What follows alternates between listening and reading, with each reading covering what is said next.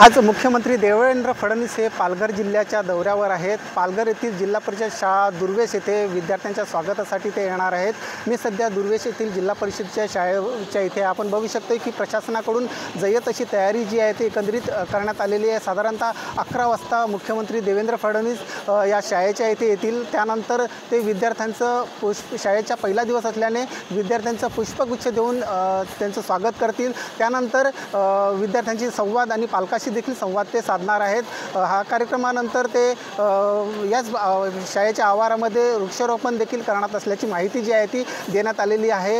हा कार्यक्रमानंतर मनोर येथील ते धरणी माता जनजाती अभियानाचं उद्घाटनाला ते जाणार आहेत। त्यानंतर एकंदरीत बघायला गेलं तर आज कालपासून पालघर जिल्ह्यामध्ये मुसळधार असा पाऊस जो आहे तो कोसळत आहे। त्यामुळे या कार्यक्रमाला पावसाचा व्यत्यय येण्याची शक्यता जी आहे ती दिसून येते। मुख्यमंत्री देवेंद्र फडणवीस यांच्यासोबत मंगलप्रभात मंत्री लोढा त्यानंतर रवींद्र चव्हाण हे देखील उपस्थित असणार आहेत। रुपेश पाटील, साम टीव्ही, पालघर।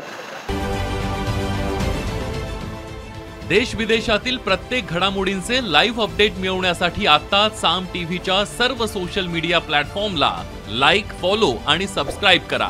तसंच सर्व नोटिफिकेशनसाठी बेल आयकॉन प्रेस करायला विसरू नका।